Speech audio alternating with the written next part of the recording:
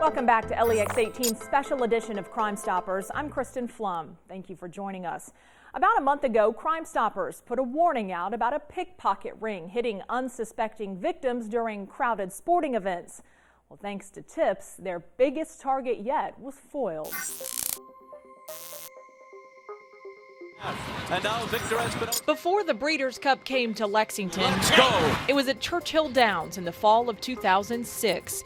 Bernardini took the classic, but the criminal investigation that followed once the crowds had cleared left a dark cloud over Louisville and ended with the indictment of a 19-person theft ring. They were going into the Breeders' Cup and they were stealing bank bags from vendors. To the tune of? Over $300,000 at the Breeders' Cup in a single day. Among those sent to prison on federal theft charges, Sky Greenlee.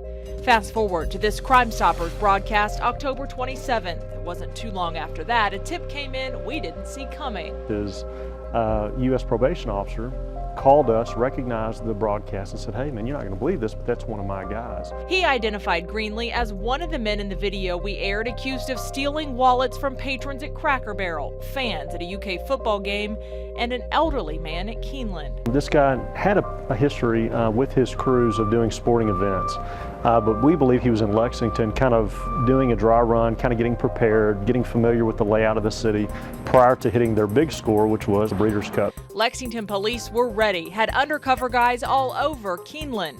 None of them ever showed. Their mission thwarted. In July, we first told you about a jewelry thief that hit a senior living community here in Lexington. Now a huge update to that case. Crime Stoppers started working with other state agencies trying to track down a woman who hit the Lafayette. Turns out, police say Antonio Kwiatkowski is an international jewel thief. She's been at it for a while, hitting 10 states in the last decade. She's a Polish immigrant who police say has been working with 2 other immigrants, victimizing retirement facilities. Detectives in Illinois found her vehicle, which they then tracked to New York City. She and an accomplice were finally busted over the Thanksgiving holiday.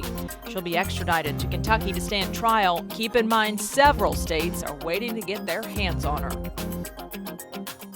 Bluegrass Crime Stoppers has a 92.5% apprehension rate.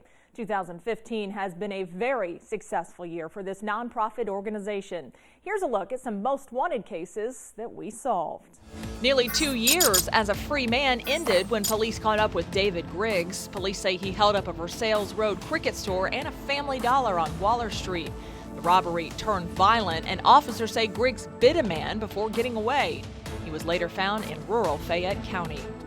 A Lexington man wanted for cutting off his ankle bracelet and bolting has been caught. Antoine Edward Woods Jr., better known as Yola, is a convicted felon. Yola was arrested in connection with a drive-by shooting at a home in December and a home invasion in January. Police say they tracked Yola down in Ohio. A man accused of going on a robbery spree in Lexington wasn't able to evade police for long. Edward Hale Jr. has been indicted for robbery in connection to holdups at a Speedway, Dollar General, a Marathon, Circle K gas station, and GameStop. Court documents say Hale had an accomplice named Kenneth Andrews during some of those alleged crimes. A third suspect wanted in a violent 2014 home invasion is now locked up. According to the arrest citation, 28-year-old Bryant Compton was taken into custody in Mount Clemens, Michigan. Police say in January of 2014, Compton and 2 others broke into a Lexington home to steal money and drugs. They also beat up 2 people inside. 40-year-old Arthur Lee Cox was once Crime Stoppers' most wanted person of the week. Now he's in jail. Cox was wanted for breaking into several vehicles in Lexington and Richmond, stealing and using credit cards to buy more than $500 worth of items and gasoline. Jordan Elder made the most wanted person of the week in August. Elder was wanted for trafficking meth and a date rape drug, plus possession of heroin. A tip led police to a hotel in Winchester off I-75. Authorities say he barricaded himself inside a room. U.S. Marshals had to break down the door to arrest him. They often make the news as heroes. They're brothers, sisters, husbands, wives, uncles, aunts. To us, they're police officers. Up next, we honor law enforcement because police lives matter.